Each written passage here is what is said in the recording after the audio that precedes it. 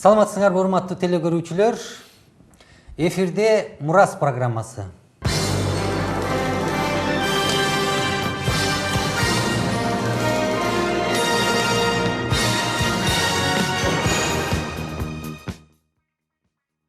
Урматтуу телекөрүүчүлөр, кайрадан биз силер менен жолугушканга аябай чоң кубанычтабыз. Бүгүн биздин кайрадан мурунку көрсөтүүдүн коноктору Садык Дордоевич Өмүрзаков.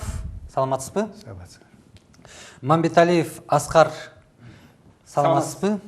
Тыналиев Айбек, саламатсызбы? Анда эмесе биз өзүбүздүн аңгемебизди кайрадан улантсак, бүгүн биз ооз-2 тарых кыргыздын оозундагы макал лакаптар жана кошок тууралуу кенен маек курмакчыбыз. Анткени бул биздин элибизде сиңип калган, колдонуп жүргөн, биздин элибизде жашап келе жаткан, биздин колдонуп аткан сөздөрүбүз. Ошон үчүн ошого көңүл бурсак, кайрадан четинен баштай берсек, Айтбек, сенин ойлоруң, ушуга көз караштарың? ооз-2 тарых деп атканда кошоктордон баштагым келип атат да. Мен жакында деген Кошоктор деген китеп окудум да. Анын башкы редактору Чыңгыз Айтматов атабыз экен да. Аны түзгөндөр башкача экен, башкы редактор. Ана ошо Кошокторду окусам, айтат да, Манас эпосы кошоктон жаралган деп. Манас эпосычы. Тиги ошол жанакы Ырамандын ырчы уулу жана Жайсаң, Токтогул ырчылардын баягы ошондон жаралган дейт да. Тиги Семетейди болсо Каныкейди баягы кошогу деп. Ана ошондой эле баягы поэма барбы, кыргыз Кара Кулботом, ал дагы ошол кошоктон жаралган. Кошоктон жаралган ооз-2 чыгармалар кыргыздарда көп экен да. Анан кошокту карап көрсөк, бул Библияда дагы бар да. Мисалы, Арунду, Мусаны баягы каза болгондо 30 күндөп жоктоп ыйлап кошок менен узатканда сөөгүчү.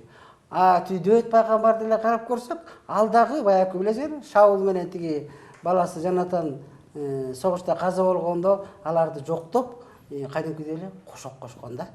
Ошо сөздөрүн окусак Библиядан. Анан мунун баарын карасаң, ошол кошок баягы ыйык жазууда кошок, анан баягы кыргыздын кошок кошкон салты, ушулардын баардыгын көрүп туруп, бул дагы бир белги да, баягы кыргыздар Библияны билгенин, ошо кошок ошол жактан алынганычы. Кошок боюнча. Анан могу кошок боюнча деген кыргыздын баягы сөөгүн койгондо дагы негизи ошол кошок түзүптүр да, баягы кошок кошупчу. Анан бул көбүнчө азыр баягы кошок кошкондо, мисалы, исламдагылар, мусулмандагылар баягы кошок кошпогулу, өкүрбөгүлө деп анан алардын оозорун жаап коюп, анан өзүнүн баягы даватын айтып, сөзүн айтып ушинтип атпайбы? Негизи кыргыздарда бул сөөктү коюуда, адамды баягы ар күнү узатаарда бул кошок өтө маанилүү ролду ойночу экен да. Анткени ошол кошок аркылуу баягы ал адамдын тирүү кезиндеги эмгегин, кандай адам экенин, анын эрдиктерин таңазалап, ушул аркылуу мындай ооз-2 чыгарма ыр чыгарып, анан эл дагы ошо кошокту угуу үчүн келчү экен да, мындай укчу экен. Угуп, анан ошол аркылуу ал киши мындай экен деп кошок менен узатылчу экен да, эң маанилүүсүчү. Менин түшүнгөнүм боюнча кыргыз элинин эзелтен бери келе жаткан бул бирден бир салты, ооз-2 тарыхы болуп кала берген. Анткени мен азыр сен айтып атсаң ой жүгүртүп, ушул алыстан келген кишилер бар, ал кишини урматтаган кишилер бар, кайтыш болгон. Анан ал кишинин иштерин көп билбейт, эмне кылгандарын көп билбейт, бирок аябай жакшы, чоң мындай бир жумуштарды кылганын билет. Анан ошол кошок аркылуу ошол адамдын эмгектерин, иштерин, жакшылыктарын, элге кылган жакшылыктарын, жакшылык иштерин ошону түшүнүп, билип, анан узатышкан турбайбы? Кошоктун мааниси ушул турбайбы? Бул жөн эле чачын жулуп, анан топурак чачып өкүрүү эмес. Бул ооз-2 чыгарма, ушул аркылуу деген бул кошок булга деген ошол адамдын жашоосундагы кылган иштерин ошол кошок аркылуу баягы айтат да, анын жакындары, может балдары же аялы. Муну кошокту деген кыргызда азыр көбүнчө аялдар эле окуйт дегенди түшүнүк бар эмеспи? Бирок негизи муну кошокту эркектер деле окучу экен да. Мындайча айтканда, ошол окубай эле муну ыйлайт да. Мен айтып коеюн да. Сөзүңүзгө аралчы. Окуйт дегенде баягы. Мен чоң атам өлгөндө мен аны атайын окуйун деп айткан жокмун. Өкүрүп ыйлап аттым, ачык айтайын. Өкүрүп ыйлатсам аркамда топур айыл туруптур. Отур дейт. Сен антип ыйлаба дейт. А мен атайын ыйламак белем. Мен чоң атамды мен аябай жакшы көрчүмүн. Көздөн жаштар бурчактап төгүлүп өкүрүп атты. Анан кийин мен карадым. Азыр кээ бир жерлерде салт чыгып атпайбы? Кээ бир диний кишилер, өтө берилген ашыкча радикал кишилер ыйлабашыңар керек бул дин боюнча деп. Мен билбейм. Мына мен ачык айтып коеюн. Антип жасалма болуп эмне кереги бар? Ыйлабасаң да ичиңде бугун калып жаман болушу да мүмкүн. Бирок эмнегедир бу араб элин жамандабайм, бирок араб элине Кудай батасын берген. Алар Ибраимдин балдары. Ал силерден төрөлөр чыгат деп айткан. Действительно алар арабтар азыр чоң мамлекеттер бар, бай мамлекеттер. Бирок эмнегедир кыргыздын өкүрүп бакырып ыйлаганы могул Тоурат китебинде. Тоурат китебинде жазылган да. Анткени Жакып өлгөндө Египетте аларды ээрчитип келип бир жерге келип өкүргөндө дейт. Канча күн өкүргөн экен, өкүрүгү бир нече чакырым жерге угулуп турду дейт. Ошентип тегерегиндеги жашаган адамдар элдер уккан деп жазылып турат. Үйүнө чейин жеткен. Үйүнө чейин аябай. Кыргыздар биз мен билбейм, жаш кезде биз өтө катуу өкүрүп ыйлаган. Мен чоң энем өлгөндө өкүрүп жерди тытып, мен атайын эмес, мындай жасалма эмес, чындап эле өкүрүп ыйлаган. Ошондой кыл деп айткан да мага да, өкүрүп ыйла. Анан мен чоң атам дайым мынтип айтчы. Мен өлгөндөн кийин силер өкүрүп берсеңер эле болду депчи. Көрдүңбү? Азыркы салтка каршы чыгып, азыркы жаңы чыгарып аткан салт. Эң маанилүү салтка экенсиң. Керезин аткарып эле мен өзүм күйүтүмөн ыйлап атпаймынбы? Мен оюмча, мен түшүнгөнүм боюнча бүгүнкү ошол бизди көрүп аткан телекөрүүчүлөрдүн ойлору экиге бөлүнүп атат. Бүгүн биздин учурдагы мыйзамга булардын айткандары туура келбей жатат. Анткени бияктагы мыйзам чыгаргандар өкүрбөгүлө, мындай эле унчукпай эле оозуңарды жаап эле, барып эле анан көмүп койгула деп. А биздин буяктагы студияда конокторубуз өкүрүш керек деп менин жекече көз карашым, бул менин жекече көз карашым. Анткени мен дагы 3 жыл мурун атамды узаттым. Ошондо ичиме мукактанып, көзүмөн жаш чыкты. Анан мен 1 саатка жакын ыйладым, анткени бул менин атам, жалгыз. Мен ушул өмүр бою ушул атамдын колунда чоңойгом, баккан ал мени. Анан мен аябай ыйлап, мукактанып, мен чачым жулган жокмун, кошок айткан жокмун, бирок атамды ошол моюнча узаттым. Мен ички сезимим бар, мен тирүү адаммын. Анан мен ичимдеги тирүүлүгүмдү, сагынычымды ушул көз жаш менен ошентип жанында отуруп алып, боз үйдүн ичине кирип алып ошентип чыгардым. Ошон үчүн биз эркин адам болгондуктан, эгерде кошоктун туура көз карашын түшүнсөк, бул адамдардын өмүр баянын айтып, анан адамды башка адамдарга жеткизип, анан узатууда эч кандай туура эмес жок экенин мен көрүп атам. Китепте бир китеп бар, кошок китеп. Бул деген жанагы Иеремиянын кошогу дейт. Кудус деген шаар, Иерусалим шаар кыйраганда бир 4-5 барак жазылган. Боздоп ыйлаганда сен шаар ушинтип айтса болбодуң, мына эми күл болуп отурасың деп чачтарын жулуп, күлдөрдүн эметип, беттерин тытып. Бул кыргыз шартында да бар. Бул пайгамбарлар китебинде негизи бар кыргыз шартында. Ал азыр мен айткым келип аткан эме болуп атат. Эң маанилүүсү ал учурда ал жерге деген баягы акыл айтканы эмес, же Кудай сөзүн айтканы эмес, сөйөк койдочу эң негизи кошокко аябай маани берилген. Ошол жерден баягы кошокту уккан, ошол жерден аза күткөн, боз үйдүн тегерегине келип алып, ошо аялдардын кошогун угуп алып, ал кандай кичиккенин баамдаган, ушинтип, ошондуктан мурунку биздин ата-бабаларыбыз мен өлгөндө кошок ким кошот дегендей кылып, кошокко аябай переживать этишкен да. Анткени өлгөндөн кийин ал кошок бул мындай да жакшы да, бул жакшы адам болууга да түрткү берген да бул. Анткени баягы жакшы адам, жаман адам болсоң сени кантип жакшы кошот чын жүрөгү мененчи. Анан жакшы адам болсоң, элге кызмат кылсаң, батырлык кылсаң, анан тияктан сенин атыңа ошондо даражаң көтөрүлөт да. Ошондуктан кошок аябай маанилүү болчу да. Менин азыр силердин айтып атканыңардан бир нерсени түшүнүп атам. Көпчүлүк ушул кара адамдардын бүгүн оозторунан уга алабыз. Мен үчүн өкүрүп койсоң, мен үчүн ыйласаң, мага ыйлагыла, балдарыңар менен ыйлагыла деген, мен дагы атам ошондой айткан. 80ге келип көз жумду. Ошондо айтканда силер мен үчүн ыйлап бергиле, балдарымсыңар мен деп. Мен анын маанисин анда ал убакта түшүнгөн эмесмин. Азыр мен түшүнүп атам, бул эзелтен ата-бабалардан келе жаткан ошол адамдын жашоо өмүр баянын айткан нерсе турбайбы бул кошок деген. А кыргыздарда муну туура эмес көрбөш керек. Туура эмес дагы кылбаш керек. Жөн эле чачын жулуп ошол салт катары ушуну кылыш керек деп эле ошол билбесе дагы түшүнбөсө дагы жөн эле өкүрүп бакырып мындай кылган бул туура эмес деп. Азыр молдокелер дагы ушу өлүк чыккан жерге барып өкүрбөгүлө кошок кошпогула деп аяктан баягы же башка убакыт же башка жер таппай калган ошол жерден алар дават айтып атышпайбы? Баягы мындайча айтканда кыргыз салтын бузуп атышат да. Мен бирөө өлсө антип келсе жактырбайт болчумун. Анткени мен деген күйүп ыйлап атсам антип келсе адамгерчиликке да жатпайт да. Бул негизи бирок молдокелерге мындай жаман айтпайын. Негизи адам болгондон кийин адам болот. Кайгырабыз, өкүрөбүз, кыйналабыз. Аны чогуу бөлүшүш керек. Адам эле болуп калыш керек. Кудай сөзүндө айтып атпайбы биздечи мына? Кайгыргандар менен кайгыргыла, ыйлагандар менен ыйлагыла. Кубангандар менен кубангыла дейт. Кийинки сүйлөшө турган сөзүбүз бул кыргыз оозундагы макал лакаптар. Бул эзелтен бери келе жаткан ушундай бир макал лакаптар бар. Анткени бул дагы биздин мурунку оозеки тарыхыбызга кирет. Ошол жөнүндө Садык байке сиз бөлүшүп берсеңиз. Кыргыз элинде Кудай берген макал лакаптар көп. Мен жашыраак кезим ошондо сөз болуп калды.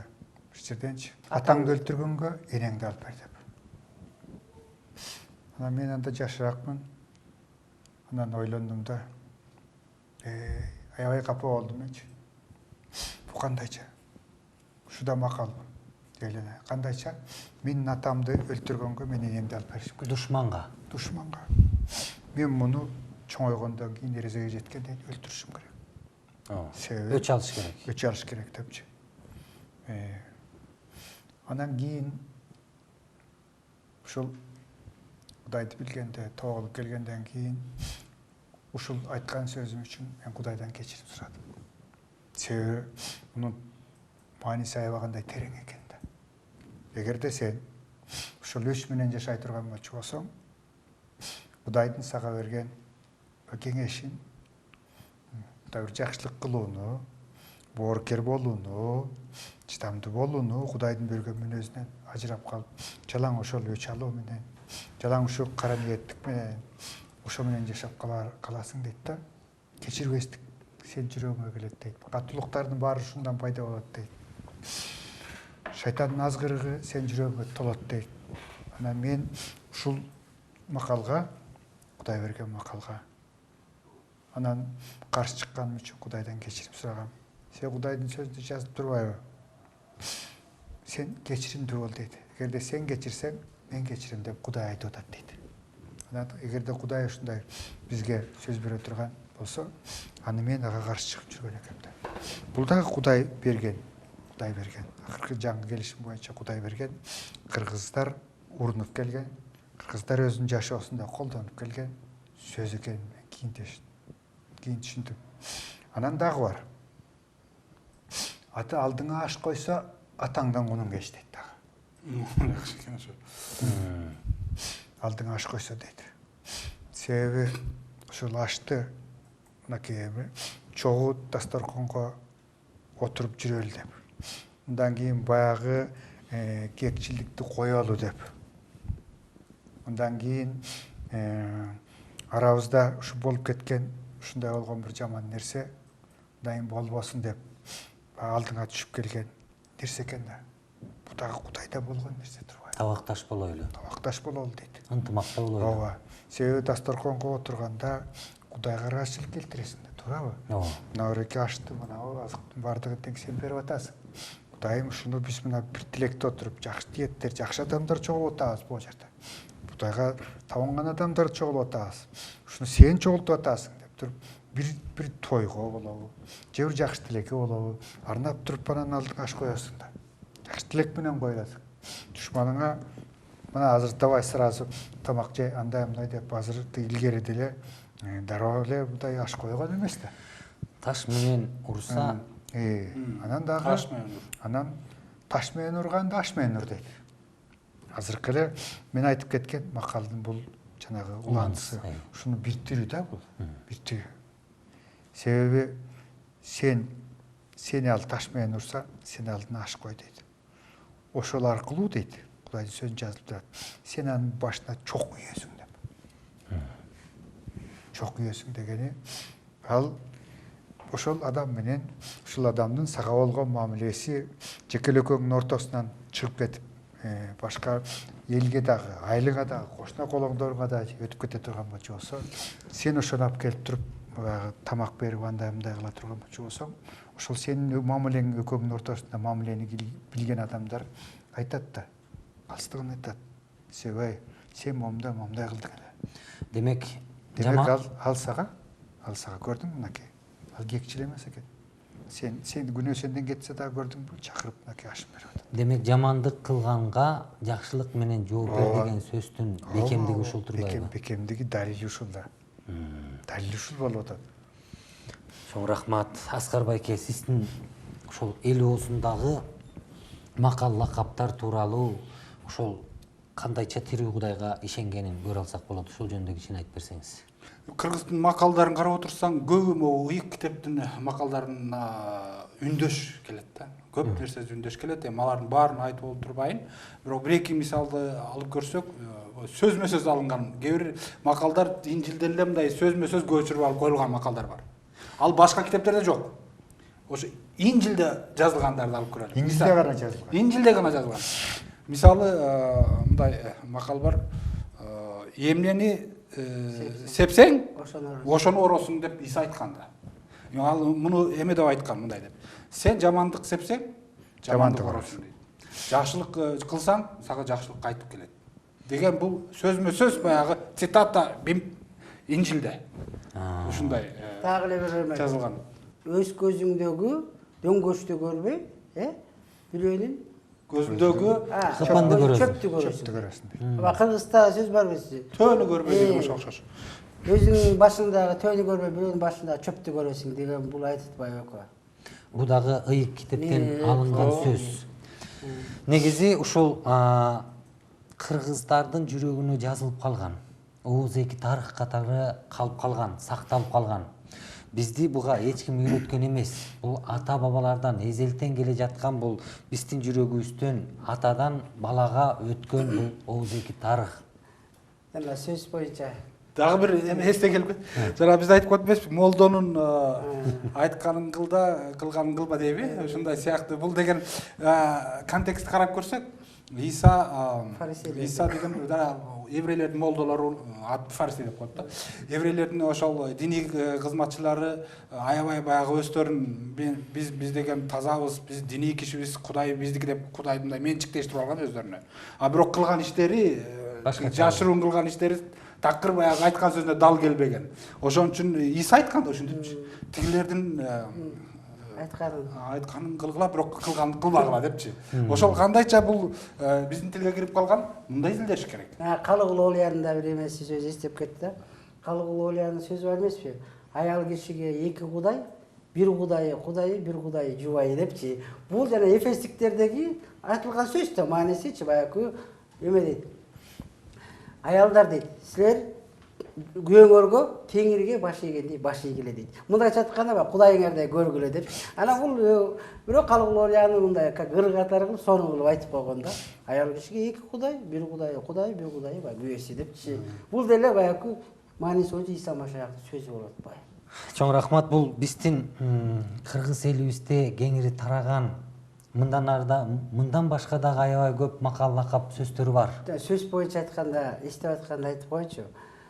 Мурда деген мен баягы Кудайдын сөзүн окугандачы, аздан миңди, алсыздан күчтүү эл жаратам деген сөз бар эмеспи? Анан ошондо келип ушул сөз чын эле баягы мен как кыргыз элине пайгамбарчылык катары кабыл алып, анан ушуну жарыя кылып жүрчүмүн да. Анан бул азыр эле ошо мага ачылган болуш керек деп ойлочумун да. А көрсө деле Култегин эстелигинде мындай жазуу бар экен да. Кедей элди бай кылдым, азды көп кылдым деген сөз бар экен да. Так эле ушул Кудайдын сөзүнө Библиядан алынган сөз экен да. Ошону эле ой жүгүртүп өтсөм, дагы бир жерден окуп калдым. Мына азыркы Манас атабыздын сөзү. Тиги плоша жазылып турган.